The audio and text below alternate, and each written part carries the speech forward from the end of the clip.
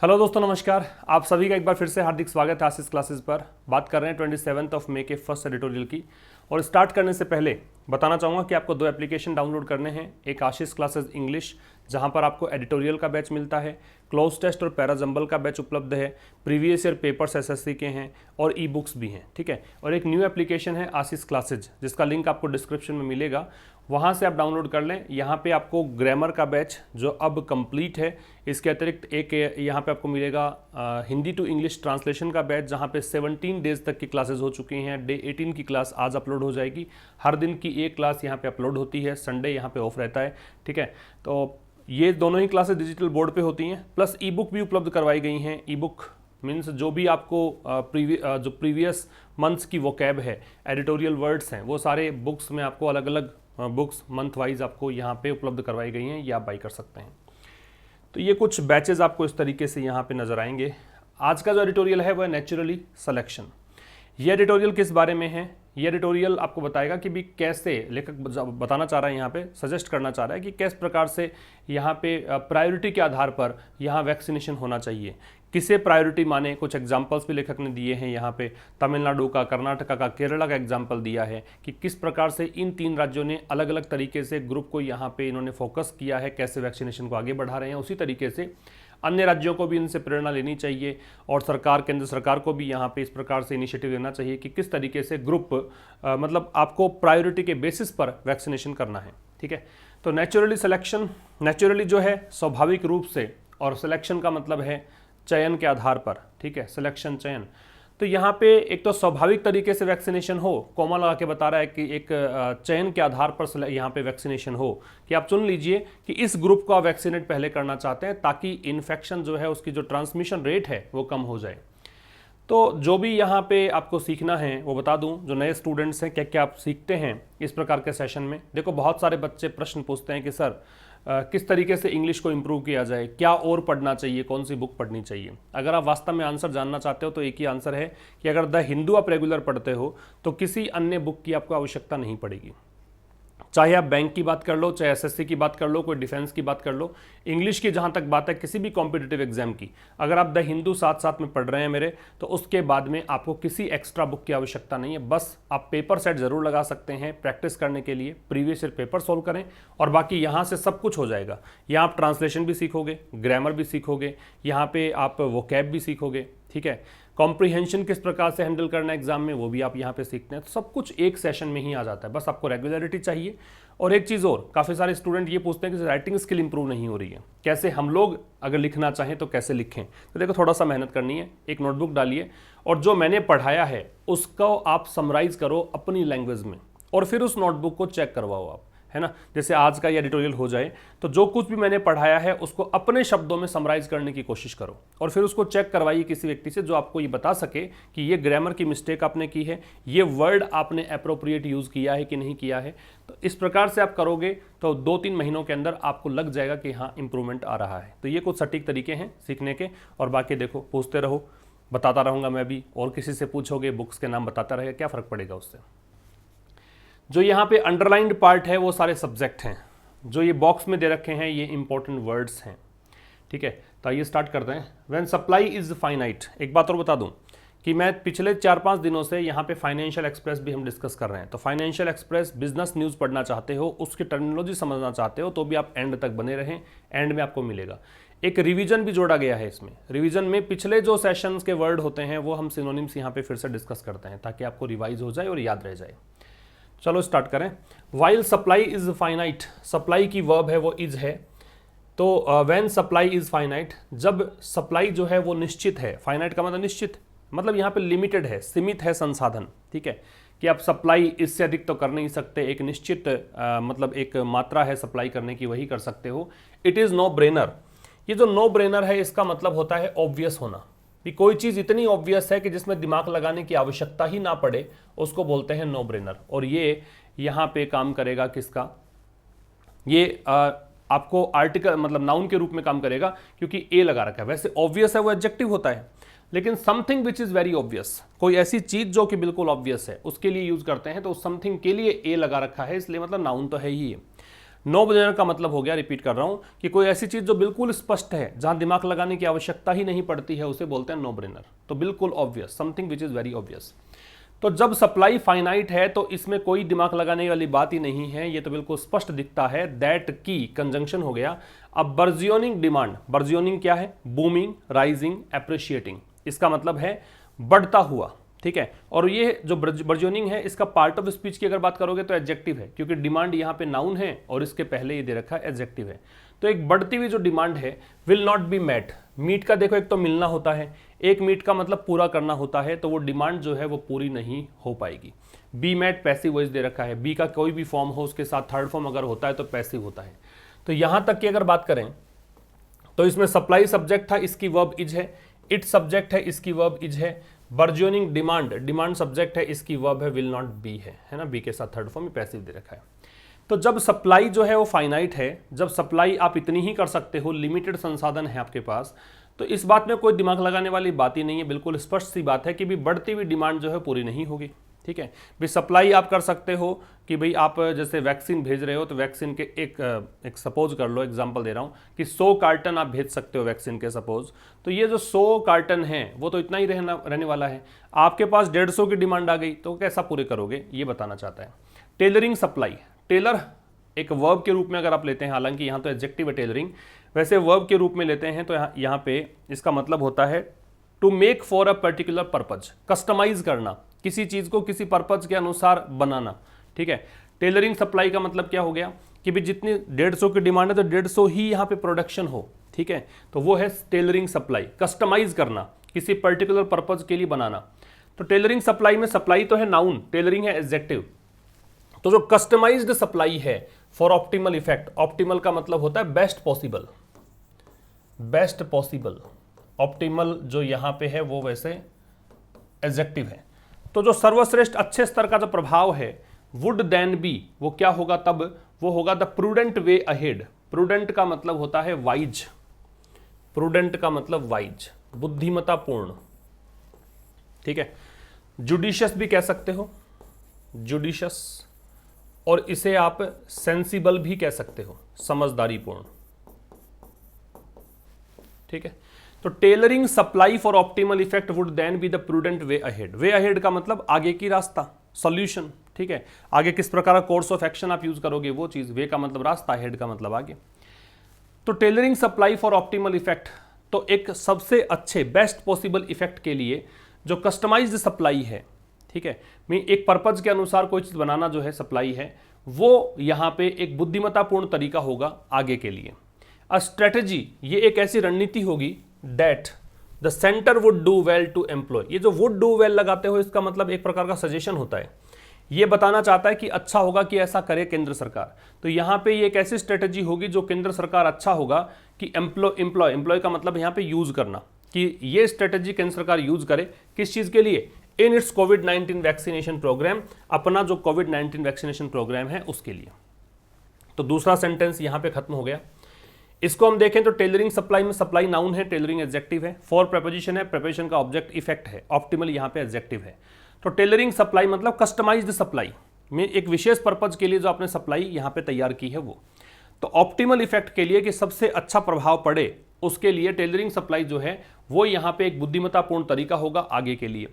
अ strategy, ए यहां पे determiner, strategy noun है, एक ऐसी रणनीति that the centre would do well, वो रणनीति जो सेंटर है यहां पे अच्छा होगा कि एम्प्लॉय करे, मींस लगाए, इन इट्स कोविड-19 वैक्सीनेशन प्रोग्राम, किसमें? अपने कोविड-19 वैक्सीनेशन प्रोग्राम में, राइट। आगे देखो, दो द आइडियल, आइडियल का मतलब होता है आदर्श, आदर्श स्थिति को बोलते हैं ideal. Distant at this stage is to achieve vaccination of the entire population. तो यद्यपि जो आदर्श स्थिति है, अब यहां से यहां बीच में से अगर हटा देंगे इसको तो समझ में आएगा, इज टू अचीव। अब यहां पे आदर्श स्थिति क्या होगी? आदर्श स्थिति मतलब परफेक्ट स्थिति क्या होगी, एक परफेक्शन किस में रहेगा? तो एक आदर्श स्थिति यहां पे ये होगी टू अचीव वैक्सीनेशन, कि वैक्सीनेशन को अचीव करें, टीकाकरण को प्राप्त करें, ऑफ द एंटायर पॉपुलेशन। टीकाकरण किसका? पूरी जनसंख्या का। एंटायर का मतलब टोटल, कि पूरी जनसंख्या का टीकाकरण हो जाए और एनफ या फिर पर्याप्त रूप से हो जाए टू क्रिएट हर्ड इम्यूनिटी, ताकि हम हर्ड इम्यूनिटी को क्रिएट कर सके, बना सकें।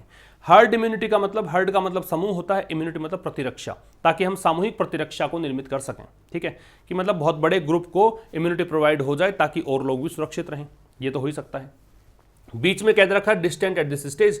डिस्टेंट का मतलब फार, दूर है, एट दिस स्टेज इस स्थिति में, कि वर्तमान स्टेज की अगर बात करें तो ये चीज बहुत दूर नजर आती है। क्या चीज दूर नजर आती है? कि एक आइडियल है हमारा, आइडियल ये है कि भाई वैक्सीनेशन जो है टोटल जनसंख्या का हो जाए, या फिर कम से कम पर्याप्त रूप से हर्ड इम्यूनिटी तो क्रिएट कर ही पाए। तो ये तो हो गया एक क्लोज जो कि 2 से लेकर यहां तक का है। और 2 वाला जो सेंटेंस है या ऑल्दो वाला सेंटेंस है, वहां पे याद रखना कि या तो यट लगता है, या स्टिल लगता है, या कोमा लगता है। यट, स्टिल या कोमा लगेगा, तो यहां कोमा लगा रखा है। सप्लाई कंसिडरेशन, देखो कंसिडरेशन का मतलब विचार विमर्श भी होता है, थॉटफुलनेस भी होता है, लेकिन यहां पे कंसिडरेशन का मतलब है आप कह सकते हो एस्पेक्ट। एस्पेक्ट को बोल दो, या फीचर को बोल दो, या फिर आप कह दो कोई कंसर्न को बोल दो। ठीक है, ये है पहलू। Supply considerations will necessarily mean, अब कह रहे हैं यहां तक तो बात ठीक है, फिर भी सप्लाई कंसिडरेशन, सप्लाई वाली जो बात है, सप्लाई वाला जो पहलू है, विल नेसेसरीली मीन, उसका आवश्यक रूप से मतलब क्या होगा? Prioritisation of groups for vaccination, कि वैक्सीनेशन के लिए ग्रुप्स का प्रायोरिटाइजेशन किया जाए।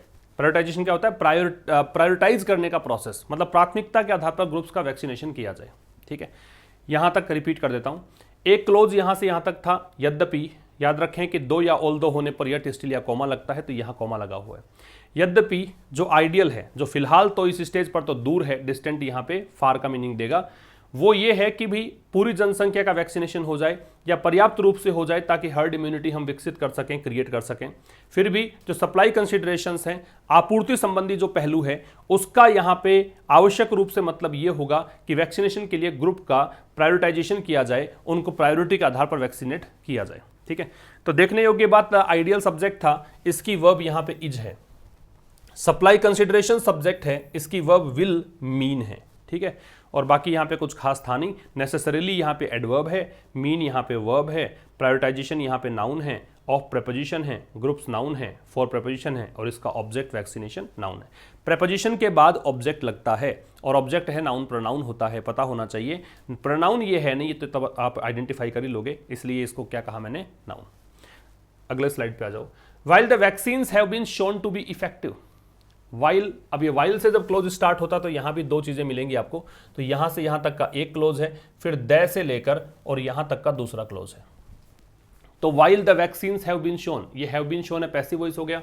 तो यद्यपि वैक्सीन्स जो हैं उनको दिखाया गया है टू बी इफेक्टिव, किस रूप में दिखाया कि ये प्रभावी है वैक्सीन, इन प्रिवेंटिंग डेथ और सीवियर डिजीज। किस चीज में प्रभावी है? इन प्रिवेंटिंग डेथ, मृत्यु को रोकती है ना, और सीवियर डिजीज या फिर गंभीर बीमारी को रोकती है। By and large, by and large क्या होता है? बाई एंड लार्ज का मतलब होता है लार्जली, मेनली, मोस्टली, सामान्यतया, बड़े स्तर पर। ठीक है, बाई एंड लार्ज एक फ्रेज है, इसका मतलब लार्जली, मेनली, मोस्टली, जनरली, ये भी कह सकते हो। तो यद्यपि वैक्सीन को इस रूप में दिखाया गया है कि वैक्सीन है वो डेथ को प्रिवेंट करने में और सीवियर डिजीज को प्रिवेंट करने में काफी मतलब यहां पे इफेक्टिव है। द वैक्सीन इफेक्ट, फिर भी अब ये वाइल से लेकर यहां तक का जो पार्ट हो गया वो वैसा ही फंक्शन करता है जो कि 2 या ऑल्दो बताता है, मतलब कॉन्ट्राडिक्टरी स्टेटमेंट्स को डिनोट करने के लिए ही इसका प्रयोग करते हैं। फिर भी द वैक्सीन इफेक्ट, फिर भी जो वैक्सीन का प्रभाव है किस चीज पर? ऑन इंटरप्टिंग, इंटरप्ट का मतलब होता है व्यवधान पहुंचाना, बाधा डालना, रुकावट डालना, और रिड्यूसिंग ट्रांसमिशन, या फिर किस लिए? ट्रांसमिशन को रिड्यूस करने, ट्रांसमिशन का मतलब प्रसारण, स्प्रेड, और ट्रांसमिशन को रिड्यूस करने के लिए is also an important consideration, ये भी एक महत्वपूर्ण कंसिडरेशन है। कंसिडरेशन का मतलब यहाँ पे एस्पेक्ट ही है, पहलू है ना, ये भी एक महत्वपूर्ण पहलू है। इन डिप्लॉयमेंट, डिप्लॉयमेंट का मतलब होता है यूज या यूटिलाइजेशन, प्रयोग में लाना, यूज या यूटिलाइजेशन, प्रयोग। वैसे डिप्लॉय का मतलब सेना को तैनात करना भी होता है, स्टेशन करना भी होता है, लेकिन यूज करना भी होता है। ठीक है, तो कह रहा है कि वैक्सीन का जो इफेक्ट है किस रूप में, कि वैक्सीन रोक सकती है, व्यवधान डाल सकती है और ट्रांसमिशन को कम कर सकती है, ये भी एक महत्वपूर्ण पहलू है जिसको आप यूज में ला सकते हो। ठीक है, रिपीट कर देता हूं, ये जो वैक्सीन है इसकी वर्ब है वो हैव बीन शोन है, पैसिव वॉइस है। फिर यहां द वैक्सीन इफेक्ट है, इसकी वर्ब जो है वो इज है। ठीक है, डिप्लॉयमेंट का यूज या यूटिलाइजेशन है, बाई एंड लार्ज का मतलब ये है। तो वाइल से एक क्लोज जो दे रखा है आपको, इसका पढ़ेंगे यद्यपि, ऑल्दो या दो का मीनिंग देगा। तो यद्यपि वैक्सीन जो है उसको दिखाया गया है कि प्रभावी है, किस रूप में प्रभावी है, तो इन प्रेपोजिशन लग गया, प्रेपोजिशन बाद में आईएनजी लगेगा, वर्ब, कि प्रभावी है किस चीज को, डेथ या सीवियर डिजीज को रोकने में, या तो मृत्यु को रोकती है या फिर गंभीर बीमारी को रोकती है। By and large, mainly, mostly, अधिकांशतः ऐसा होता है। फिर भी वैक्सीन का जो प्रभाव है किस चीज में, ऑन इंटरप्टिंग और रिड्यूसिंग ट्रांसमिशन, की वैक्सीन का प्रभाव किस चीज में, इंटरप्टिंग और रिड्यूसिंग ट्रांसमिशन, की वैक्सीन जो है वो इंटरप्ट कर सकती है, व्यवधान पहुंचा सकती है और ट्रांसमिशन को कम कर सकती है। अब ये इफेक्ट के साथ में ऑन लगता है, इसकी बात हम कर लेंगे। और यहां पे जब और जो एक ऑल्टरनेटिव कंजंक्शन होता है, वैकल्पिक एक कंजंक्शन होता है, इससे पहले जब आईएनजी है तो यहां भी आईएनजी दे रखा है, तो इसका जो प्रभाव है इंटरप्ट करने में या फिर कम करने में ट्रांसमिशन को, वो भी एक महत्वपूर्ण पहलू है डिप्लॉयमेंट में, मतलब यूज किए जाने में वैक्सीन को। अब यहां वाइल का मतलब ये भी कर सकते हो कि एक तरफ तो ऐसा है तो दूसरी तरफ ये है, इस प्रकार का मीनिंग भी देता है वाइल, ठीक है। अच्छा जी, अब देखो इफेक्ट जो शब्द होता है ना, ये वर्ब होती है, हालांकि ये नाउन होती है, इसका वर्ब के रूप में प्रयोग होता है। वर्ब के रूप में जब प्रयोग होगा तो इसका मतलब कोज होगा, ब्रिंग अबाउट होगा, किसी चीज के घटने का कारण बनना होगा। जब ये नाउन है तो इसका मतलब है प्रभाव, तो इफेक्ट हो या इंपैक्ट हो, दोनों ही नाउन के रूप में अगर दे रखी हैं तो आपको प्रेपोजिशन जो लगाना होता है इसके अंदर ऑन लगाना होता है। प्रभाव है तो किस पर है, जैसे यहाँ पे इफेक्ट है तो किस पर है, तो ऑन लग रखा है। और ये ऑन का प्रभाव था कि यहाँ आईएनजी है और ये और दे रखा है, इसका मतलब अगर यहाँ आईएनजी है तो यहाँ भी आईएनजी होगा, ठीक है। आगे बढ़ते हैं। Studies have shown, studies subject है, इसकी वर्ब ये है, स्टडीज ने दिखाया है क्या, एन इनवर्स कोरिलेशन, इनवर्स का मतलब नोट कर लेना ऑपोजिट, इनवर्स का मतलब ऑपोजिट या फिर एंटीथेसिस मतलब विपरीत। तो कह रहा है कि भाई स्टडीज हैव शोन, स्टडीज ने दिखाया है, जो भी अध्ययन हुए हैं उनमें पता लगा है कि N inverse correlation between vaccination and infection, कि बिल्कुल व्युत्क्रमानुपाती एक संबंध है, किसमें, वैक्सीनेशन में और इन्फेक्शन में। अगर वैक्सीनेशन बढ़ेगा तो संक्रमण घटेगा, ये यहाँ पे विपरीत, यहाँ पे कोरिलेशन है, संबंध है। अ स्टडी इन तमिलनाडु, तो कह रहा है तमिलनाडु में जो एक अध्ययन हुआ उसने शो किया, शो यहाँ पे जो है, शोड जो है यहाँ पे इसकी वर्ब है, दैट की ये कंजंक्शन है, द परसेंटेज ऑफ पीपल, कि लोगों की प्रतिशत है किसका, ओवर 60 ईयर्स, जिन लोगों की आयु 60 वर्ष से अधिक है उनका जो परसेंटेज है इन्फेक्टेड 60 ईयर, मतलब infected in the second wave, जो कि दूसरी लहर में संक्रमित हुए हों, हैड कम डाउन, वो परसेंटेज जो है वो नीचे आ गया, कम डाउन नीचे आना, कितना तक, बाई 7%, बाई का मतलब यहाँ पे तक का मीनिंग दे रहा है, 7% नीचे आ गया। इवन एज, ये एक फ्रेज है इवन की, इसका मतलब होता है वाइल, साथ साथ में। जबकि the numbers in other age groups rose, जबकि दूसरा जो एज ग्रुप्स हैं 60 वर्ष से कम का जो एज ग्रुप है उसमें जो संख्याएं हैं वो संख्याओं में बढ़ोतरी हुई, रोज राइज की सेकेंड फॉर्म है उसमें बढ़ोतरी हुई। यहां तक कि अगर बात करें तो ये एक सेंटेंस पूरा होता है।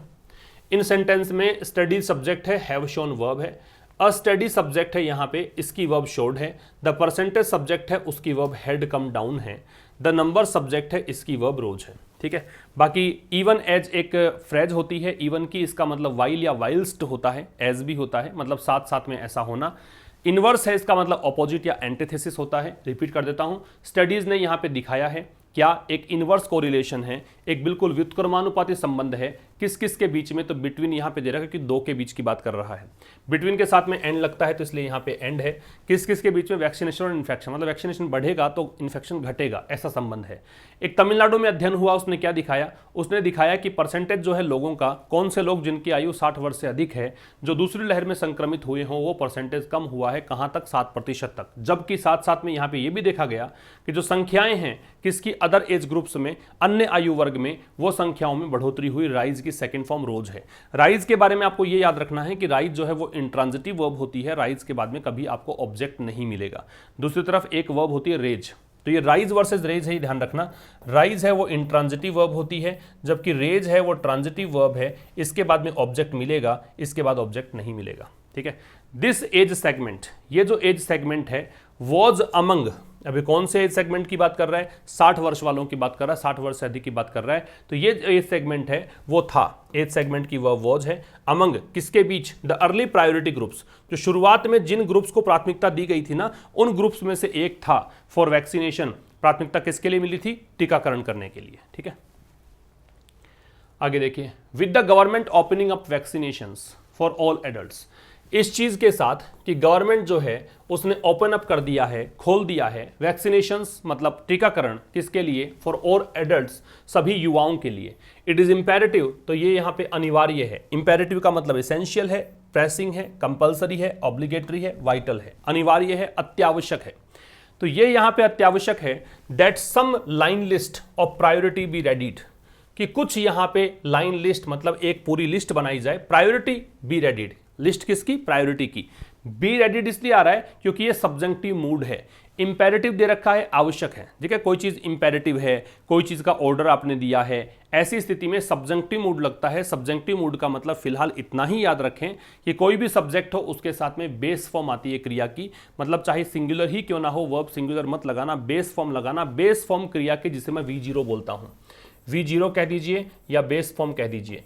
इसको पहचानने का बहुत सीधा सिंपल तरीका है कि इसके साथ में ing लगेगा, ठीक है। जिनके साथ में ing लग सकता है वही बेस फॉर्म है। तो यहां जैसे बी है तो बी के साथ ing बीइंग हो सकता है, ठीक है। तो कह रहा है कि इट इज इंपेरेटिव, ये जरूरी है, ये अनिवार्य है। रेकमेंड करना भी होता ना, अगर सिफारिश करना तो भी यहां पे ऐसा ही आता, ठीक है। तो इट इज इंपेरेटिव, तो ये जरूरी है, ये अनिवार्य है कि कुछ जो लाइन लिस्ट है, कोई लाइन लिस्ट, सम का मतलब यहाँ पे कोई से है, कुछ से नहीं। अगर कुछ से होता तो यहाँ पे लिस्ट होता, ठीक है। तो कोई जो है एक लिस्ट जो तैयार की जाए प्रायोरिटी के आधार पर, on the basis of vulnerability. उसका आधार क्या होना चाहिए, इस आधार पर, क्या, वल्नरेबिलिटी। वल्नरेबिलिटी का मतलब होता है क्या, कमजोर होने की स्थिति। वल्नरेबल से वल्नरेबिलिटी बनता है कि भी ऐसे ग्रुप को पहले आप वैक्सीन दो जो कि वल्नरेबिलिटी में हैं, मतलब जो कि एक्सपोज्ड हैं, जो किसी बीमारी के चपेट में जल्दी से आ जाते हैं। एंड सोसाइटल रोल, सोसाइटल का मतलब समाज से संबंधित, related to society, societal adjective है और रोल है वो नाउन है। समाज में उसका रोल क्या है, मतलब कुछ ऐसे ग्रुप हैं जो कि जनता के सीधे संपर्क में आते हैं, कुछ ऐसे कामकाजी ग्रुप हैं जो सीधा इंटरेक्शन उनका होता है, तो उनको पहले आप दो। सामाजिक रोल का मतलब यही है, सोसाइटल रोल का मतलब यह है कि समाज में किस तरह का रोल वो व्यक्ति निभाता है। अगर उसका इंटरेक्शन ज़्यादा होता है लोगों से तो इसका मतलब उस आधार पर उसको वैक्सीनेशन पहले मिलनी चाहिए, ठीक है। रिपीट कर देता हूं, तो कह रहा है इस चीज़ के साथ कि गवर्नमेंट जो है उसने टीकाकरण को सभी युवाओं के लिए शुरू कर दिया है, तो ये जरूरी हो जाता है कि कोई लाइन लिस्ट जो है प्रायोरिटी की उसको तैयार किया जाए, ठीक है। और किस बेसिस पर तैयार किया जाए, वल्नरेबिलिटी और सोसाइटल रोल के आधार पर, ठीक है। कि अगर कोई ग्रुप वल्नरेबल है, अगर वो एक्सपोज जल्दी से हो जाता है, बीमारी जब जल्दी आता है, तो उसका टीकाकरण पहले करवाएं, और समाज में उसका रोल क्या है उस आधार पर टीकाकरण पहले करवाया जाए। प्राइमरी अमंग देम आर, अब ये कह रहा है प्राइमरी मतलब जो ये ग्रुप बताए ना सोसाइटल रोल के आधार पर, वल्नरेबिलिटी के आधार पर, तो उनमें प्राथमिक जो हैं वो कौन है, वो लोग हैं। आर पीपल को देखकर है प्राइमरी अमंग देम, तो उनमें से प्राइमरी कौन है, वो लोग। इन द सर्विसेज सेक्टर, किस में, सेवा क्षेत्र में, ठीक है। तो यहां पे प्राइमरी जो है उनके बीच, अब ये डैम आ रहा है सोसाइटल रोल या वल्नरेबिलिटी के आधार पर जो ग्रुप बनाने की बात है उन ग्रुप्स के लिए आ रहा है, तो उनमें प्राइमरी क्या है, वो है लोग। कौन से लोग, सर्विसेज सेक्टर में, जो सेवा क्षेत्र में है। अब ये हाइफन लगा के बताया है इसमें कि कौन से लोगों की बात कर रहा है, दोज हुज जॉब्स, वो लोग जिनका जो काम है मैंडेट, मैंडेट का मतलब है to make something necessary. Mandate का मतलब तो और भी होते हैं, डिक्री भी होता है, आदेश देना, कमांड करना, मैंडेट का जनादेश भी होता है, लेकिन यहां पे मैंडेट का मतलब जो है वो है किसी चीज को आवश्यक बना देना। तो उनका दोज, वो लोग जिनका काम क्या है, मैंडेट जरूरी बनाता है इंटरैक्शंस को। इंटरैक्शंस का मतलब वो सीधे संपर्क में आते हैं, किसके, विद मल्टीपल पीपल, अनेकों लोगों के। मल्टीपल का मतलब अनेकों प्रकार के। तो जिनका जॉब ऐसा है कुछ जो यहां पे इंटरेक्शंस को जरूरी बना देता है मल्टीपल पीपल के साथ। यहां तक की अगर बात कर लें फिर से, तो प्राइमरी अमंग देम, उनके बीच में प्राथमिक जो हैं, मतलब किनको यहां पे वैक्सीनेशन पहले होना चाहिए, प्रायोरिटी किसको मिलनी चाहिए, तो वो लोगों को मिले जो सर्विसेज सेक्टर में हैं, जिनका काम जो है इंटरेक्शंस को जरूरी बनाता है मल्टीपल लोगों के साथ। तो पीपल सब्जेक्ट है, यहां पे थोड़ा ध्यान से पढ़ना, यहां पे प्राइमरी नहीं है सब्जेक्ट, यहां पे पीपल सब्जेक्ट है, इसकी वर्ब आर है, जॉब सब्जेक्ट है, इसकी वर्ब मैंडेट है। दिस वुड इंक्लूड, अब ये कह रहा है इस ग्रुप में कौन इंक्लूड करोगे, मतलब किसको इंक्लूड करोगे, जो सीधा इंटरेक्शन होता है, जिनका जॉब जो है इंटरेक्शन को जरूरी बना देता है, तो इस ग्रुप में इंक्लूड किया जाएगा।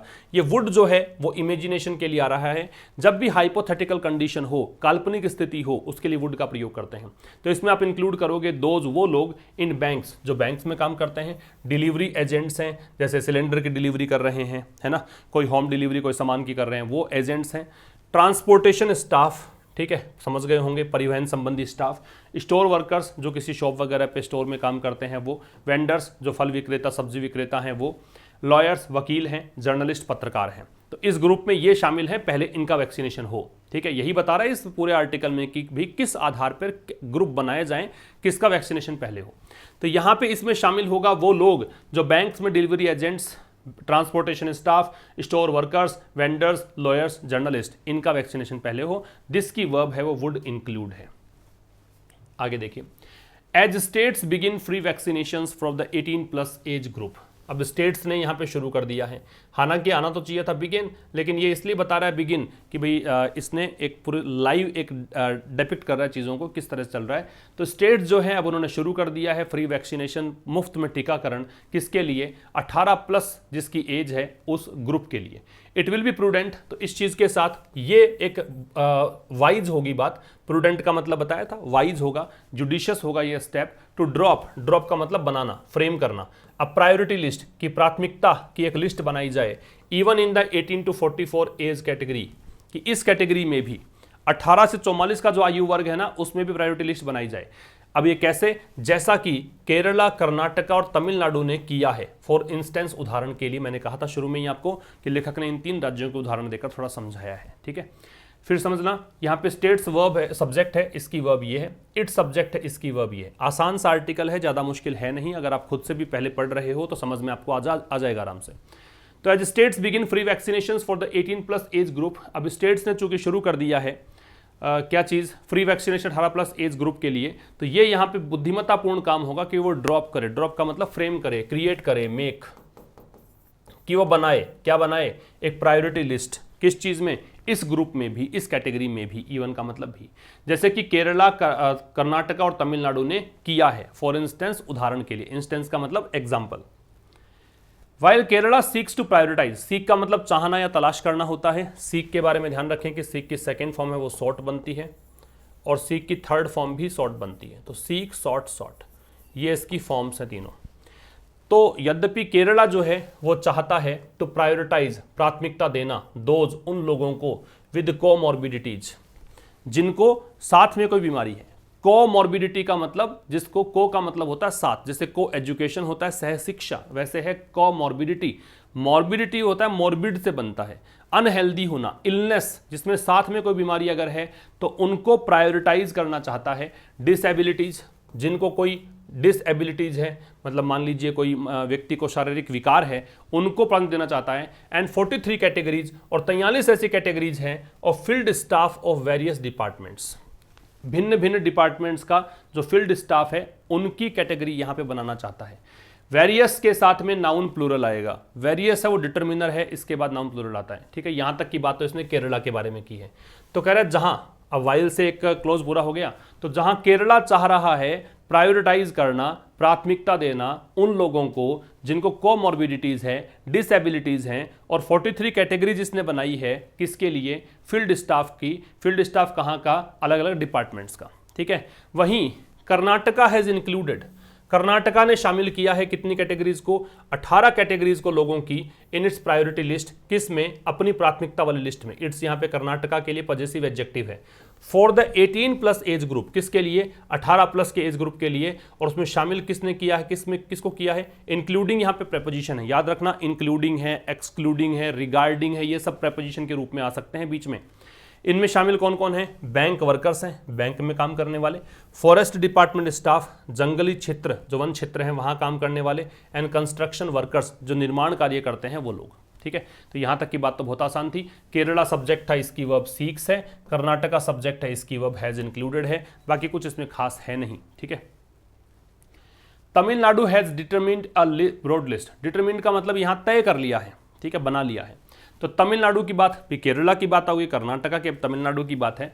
तो तमिलनाडु ने यहाँ पे तय किया है, अब ब्रॉड लिस्ट, एक बड़ी लिस्ट बनाई है ऑफ कैटेगरीज की, जिसमें शामिल है, इंक्लूडिंग यहाँ प्रेपोजिशन है, तो ये इसका ऑब्जेक्ट है। ठीक है, तो दैट डिसेबल्ड जो है वैसे तो होता है एडजेक्टिव, डिसेबल्ड जो है वैसे तो एडजेक्टिव है।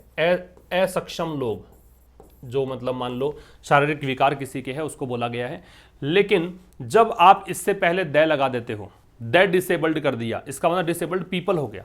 ठीक है, तो द प्लस एडजेक्टिव, जब भी आप इस प्रकार का स्ट्रक्चर देखते हो किसी सेंटेंस में तो मानकर चलना उसका मतलब है प्लूरल नाउन। अगर द प्लस एडजेक्टिव हो तो यहाँ पे प्लूरल नाउन, तो यहाँ पे द डिसेबल्ड का मतलब है डिसेबल्ड पर्सन्स। तो रिपीट कर रहा हूँ, तमिलनाडु ने यह डिटरमिन की है, यहाँ तय किया है, एक ब्रॉड लिस्ट, एक बड़ी लिस्ट बनाई है, ब्रॉड का मतलब बिग मान लो, ठीक है, या एक्सपेंसिव मान लो, ठीक है, काफी बड़ी लिस्ट बनाई है किसकी, कैटेगरीज की, जिसमें शामिल है डिसेबल्ड वेंडर्स, वेंडर्स विक्रेता होते हैं, ई कॉमर्स स्टाफ, ये जो फ्लिपकार्ट, अमेजॉन, इसमें जो स्टाफ काम करता है उसके लिए, फार्मेसी, दवा वगैरह का काम करता है वो, ग्रोसरी स्टोर स्टाफ, ये हो गया किराने की दुकान संबंधी staff, those in the transportation sector, उन लोगों की जो ट्रांसपोर्टेशन सेक्टर में है वो, and school and college teachers, जो स्कूल कॉलेज टीचर्स हैं उनके लिए, बिसाइड्स मीडिया पर्सन्स, किन के अलावा, मीडिया पर्सन्स के अतिरिक्त, बिसाइड्स का मतलब के अतिरिक्त, ये भी प्रेपोजिशन है, ये इसका ऑब्जेक्ट है। बिसाइड और बिसाइड्स के बारे में ध्यान रखना, बिसाइड जो शब्द होता है इसका मतलब होता है के नज़दीक, और बिसाइड्स जो शब्द होता है इसका मतलब होता है के अतिरिक्त। ये के नज़दीक है और ये के अतिरिक्त है। यहाँ तक की बात करें तो देखो क्या कहना चाहता है, भाई तमिलनाडु है, उसने एक ब्रॉड लिस्ट तैयार की है, किसकी, कैटेगरीज की, जिसमें शामिल क्या है, डिसेबल्ड शामिल हैं, वेंडर्स शामिल हैं, ई कॉमर्स स्टाफ है, फार्मेसी और ग्रोसरी स्टोर स्टाफ है, और वो लोग शामिल हैं जो ट्रांसपोर्टेशन सेक्टर में हैं, टीचर्स हैं स्कूल कॉलेज के, किसके अलावा, मीडिया पर्सन्स के अलावा। ये तमिलनाडु वाली स्ट्रेटजी है।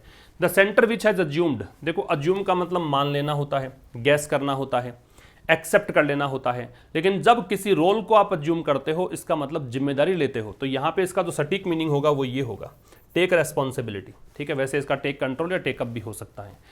तो केंद्र सरकार, विच रिलेटिव प्रोनाउन है जो सेंटर के लिए आ रहा है, केंद्र सरकार विच हैज अज्यूम्ड सूत्रधार रोल, सूत्रधार भी कोई भी चीज सूत्रधार है अगर आप हैं, इसका मतलब है आप उसको लीड कर रहे हैं। ठीक है, तो केंद्र सरकार जिसने की यहाँ पे सूत्रधार की भूमिका को यहाँ पे जिम्मेदारी ली है, इन दिस एंटायर पेंडेमिक, इस पूरे पेंडेमिक के, एंटायर का टोटल या कंप्लीट को बोलते हैं, एडजेक्टिव है। मस्ट ड्रॉ अप, अब अगर यहां से यहां तक की बात को हटा दिया जाए तो सीधा जुड़ेगा सेंटर से, सेंटर की वर्ब मस्ट है। केंद्र सरकार को मस्ट एक ऐसा मॉडल है जो आपको बताएगा कि कोई चीज ऑब्लिगेशन है, किसी चीज का ऑब्लिगेशन है, जरूरी है, बाध्यता है, तो सेंटर को जरूर से जरूर ड्रॉ अप करनी चाहिए, फ्रेम करनी चाहिए a list of priority categories, किस चीज को, प्रायोरिटी कैटेगरीज की एक लिस्ट बनानी चाहिए, that each state can then adapt, और वो लिस्ट, अब ये दैट आ रहा है कैटेगरीज के लिए, वो लिस्ट जो हर स्टेट जो है, प्रत्येक स्टेट जो है वो फिर अडेप्ट कर सके। अडेप्ट का मतलब होता है अनुकूल बनाना, ढालना अपने आप को, टू इट्स लोकल रिक्वायरमेंट्स, किस हिसाब से, अपनी स्थानीय आवश्यकताओं के हिसाब से ढाल सके। ठीक है, रिपीट कर रहा हूं, केंद्र सरकार को जरूर से जरूर ड्रॉ अप करनी चाहिए, मतलब बनानी चाहिए क्या चीज, एक लिस्ट, किसकी, प्रायोरिटी कैटेगरीज की, भी किसको प्राथमिकता आप दोगे उस कैटेगरीज लिस्ट बनाओ, वो लिस्ट जो कि हर एक स्टेट जो है फिर क्या कर सकता है, उसको अडेप्ट कर सकता है, उसको ढाल सकता है, किसके अकॉर्डिंग, अपनी लोकल रिक्वायरमेंट्स के आधार पर, अपनी स्थानीय आवश्यकताओं के आधार पर। याद रखें कि अडेप्ट जो शब्द होता है इसका मतलब होता है अनुकूल होना, ढालना। एक होता है ADEPT, इसका मतलब होता है कुशल, स्किल्ड, और एक होता है ADOPT, इसका मतलब होता है गोद लेना, ग्रहण करना। आसानी से याद भी कर सकते हो, देखो इसको, इसमें ए दे रखा है, ए का मतलब अनुकूल, ऐसे याद रखना, ई दे रखा है, ई का मतलब एक्सपर्ट, और अडॉप्ट वैसे याद रख लेना, है ना। ADAPT, ए दे रखा है तो अनुकूल बनाना, अडेप्ट में टू लगता है, ध्यान रखना ये भी। अडेप्ट ADEPT है तो ई का मतलब एक्सपर्ट है, जो कुशल है, दक्ष है, और ADOPT का मतलब गोद लेना या ग्रहण करना होता है। While lockdown in force in most states, अब कह रहा है कि जहां lockdowns in force in most state, जो अधिकांश राज्यों में, मोस्ट का मतलब यहां अधिकांश है, जो अधिकांश राज्यों में इन फोर्स है, मतलब लगे हुए हैं। ठीक है, अब इस चीज को ध्यान रखो कि लॉकडाउन्स जो हैं वो कुछ अधिकांश राज्यों में लगे हुए हैं, विल शो, अब ये लॉकडाउन्स की वर्ब है वो विल शो है, ये लॉकडाउन्स जो हैं ये क्या करेंगे, will show down the pace of, slow down है, slow down the pace of transmission, ये क्या करेंगे, लॉकडाउन्स स्लो डाउन करेंगे, धीमा करेंगे, किसको, गति को, गति किसकी, ट्रांसमिशन की, ट्रांसमिशन मतलब प्रसारण की, फैलने की, and give health care resources a much needed break, और जो हेल्थ केयर रिसोर्सेज हैं, वो संसाधन जो हेल्थ केयर प्रोवाइड, जैसे हॉस्पिटल वगैरह हैं, इनको मच नीडेड ब्रेक, एक ब्रेक जो कि बहुत ज़्यादा जरूरी है, इनको वो देंगे। ठीक है, ब्रेक यहाँ पे है नाउन, नीडेड यहाँ पे है एडजेक्टिव, मच यहाँ पे है एडवर्ब। मच का प्रयोग याद रखना, वेरी और मच इन दोनों का एक प्रश्न एग्जाम में आता है। मच का प्रयोग आप करते हैं पास्ट पार्टिसिपल के साथ। जब वर्ब की थर्ड फॉर्म हो, पास्ट पार्टिसिपल हो, वहां तो लगाते हैं मच। और वेरी जो है वो लगाते हैं प्रेजेंट पार्टिसिपल के साथ। V0 के साथ जो ING है वहां पे लगाते हैं वेरी। ठीक है, ध्यान रखना। तो जब कह रहे, जबकि एक तरफ लॉकडाउन्स जो कि अधिकांश राज्यों में इन फोर्स मतलब लगे हुए हैं, वो क्या करेंगे, ट्रांसमिशन की गति को धीमा करेंगे। पेस का मतलब यहाँ पे गति से है। ठीक है, और हेल्थ केयर रिसोर्सेज जो हैं उनको जो ब्रेक बहुत ज़्यादा जरूरी है वो ब्रेक देंगे। वहीं द वे अहेड मतलब सॉल्यूशन, आगे का रास्ता, इज सर्टेनली वैक्सीनेशन, वो क्या है, वो निश्चित रूप से टीकाकरण ही है। ठीक है, आगे का रास्ता क्या है, टीकाकरण एंड प्रायोरिटाइज्ड वैक्सीनेशन, और टीकाकरण भी कैसा, प्रायोरिटाइज्ड, मतलब प्राथमिकता के आधार पर टीकाकरण करवाना, वही आगे का रास्ता है। ठीक है, तो यहां पे लॉकडाउन की वर्ब तो विल स्लो डाउन है, और द वे अहेड इसकी वर्ब है वो इज है। Once vaccine supply picks up, pick up का मतलब है उठना, राइज होना, बढ़ोतरी होना। तो एक बार जब वैक्सीन की सप्लाई बढ़ जाए, अ मोर एक्सपेंसिव, एक्सपेंसिव का मतलब है वाइड रेंजिंग, व्यापक, विस्तृत। ठीक है, तो एक ज्यादा विस्तृत first come first served basis, पहले आओ पहले पाओ, इसी को बोलते हैं फर्स्ट कम फर्स्ट सर्व्ड। इस आधार पर as in the private sector now, जैसा कि वर्तमान में प्राइवेट सेक्टर में तो हो भी रहा है, पहले आओ पहले पाओ, कैन बी अडॉप्टेड, इसको अडॉप्ट किया जा सकता है। पैसिव वही से बी के साथ थर्ड फॉर्म, अडॉप्ट का मतलब ग्रहण करना, अपनाना, गोद लेना, बताया था मैंने पिछले स्लाइड में आपको।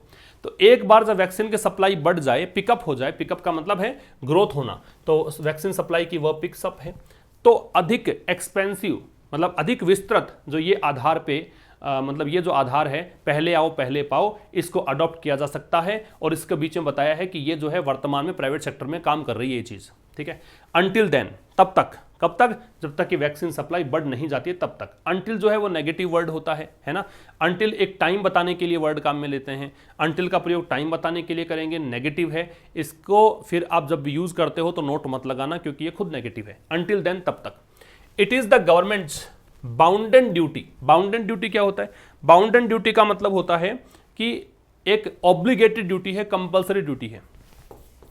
इसका मतलब कंपल्सरी ड्यूटी, कंपल्सरी ड्यूटी। ठीक है, अनिवार्य ड्यूटी है ये। तो तब तक ये सरकार की अनिवार्य जिम्मेदारी बनती है टू इंश्योर, कि सुनिश्चित किया जाए। ये इंश्योर जो है ये सुनिश्चित करना होता है।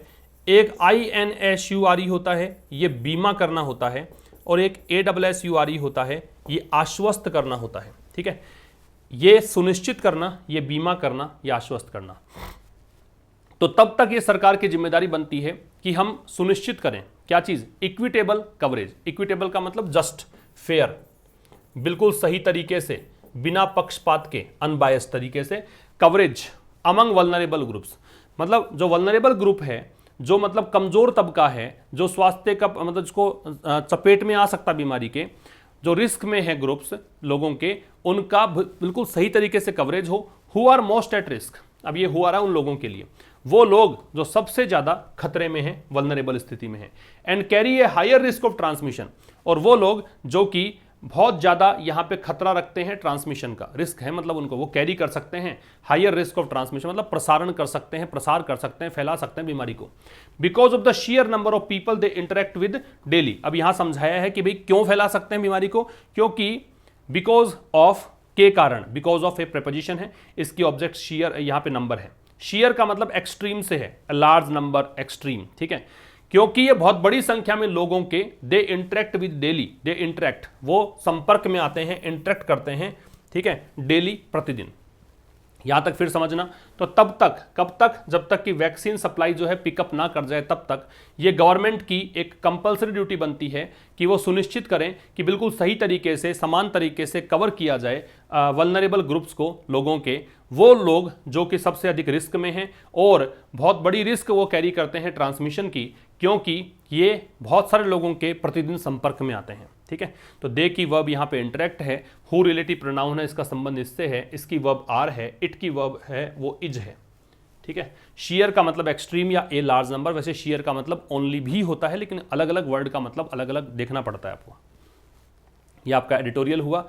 रिवीजन की बात करें, सेसेशन, इसका मतलब होता है टर्मिनेशन। सेसेशन का मतलब समाप्ति या अंत, ये कल के सेकेंड एडिटोरियल में था। टर्मिनेशन, टर्मिनेशन कह सकते हो, सस्पेंशन कह सकते हो, एंड कह सकते हो, सस्पेंशन एंड, समाप्ति या अंत को बोलते हैं।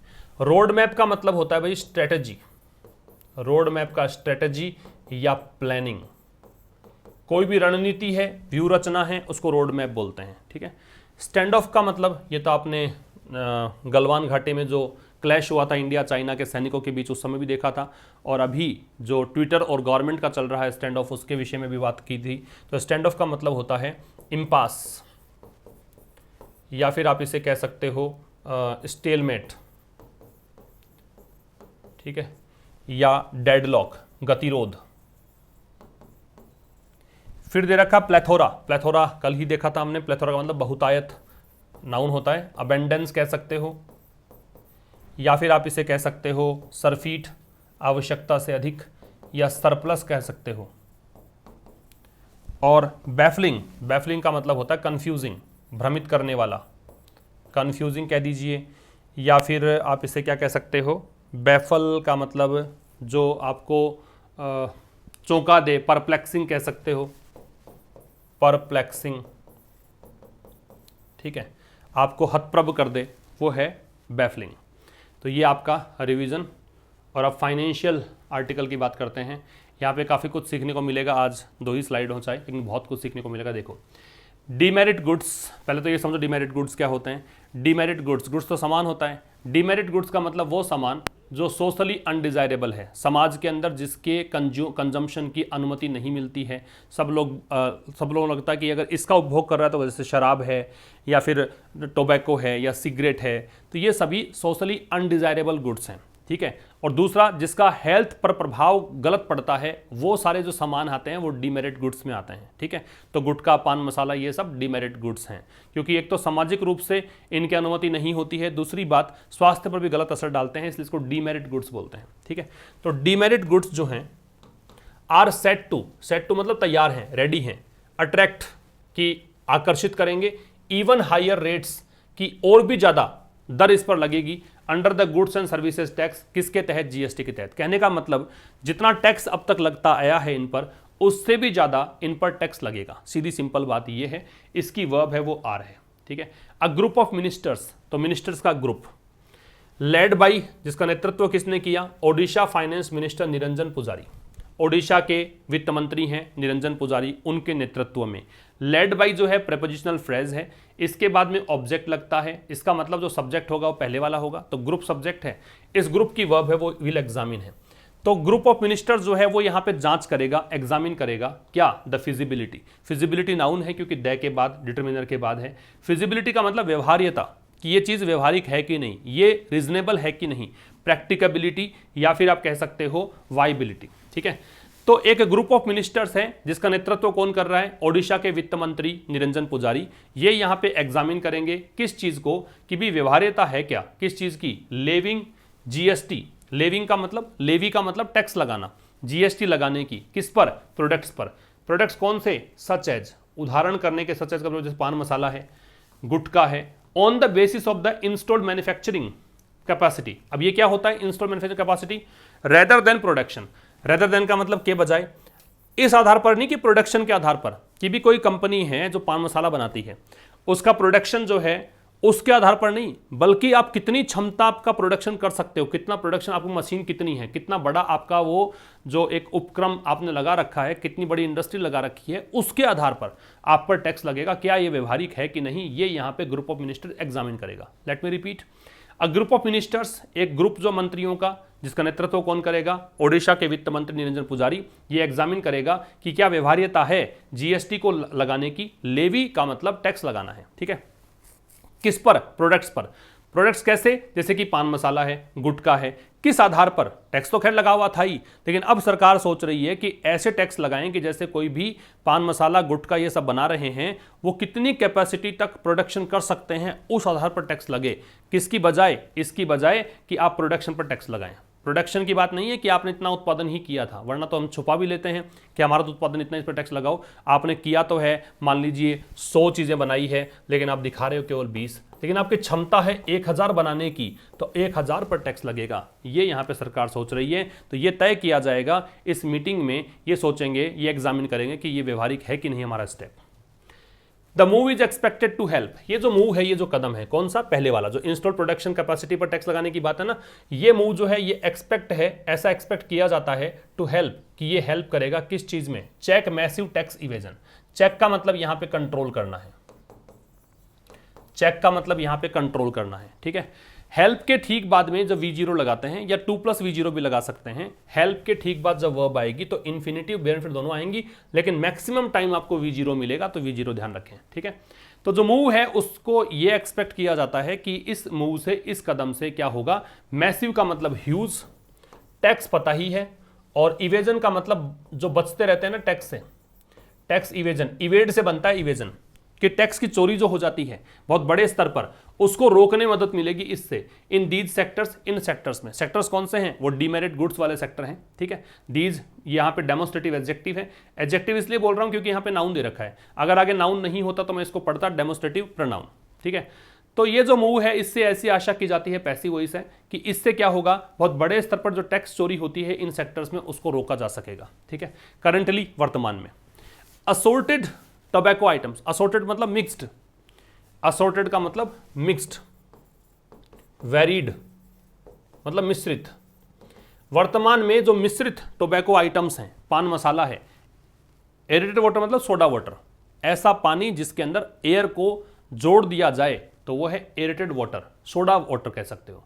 वर्तमान में मिश्रित जो टोबैको आइटम्स हैं, पान मसाला है, सोडा वाटर है, वो उन प्रोडक्ट्स में आते हैं दैट अट्रैक्ट, दैट यहाँ पे इसके लिए है, जो अट्रैक्ट करते हैं हाईएस्ट जीएसटी रेट ऑफ 28%, जिसमें सबसे अधिक जीएसटी रेट लगता है 28%, एंड ऑल्सो कंपनसेशन सेस।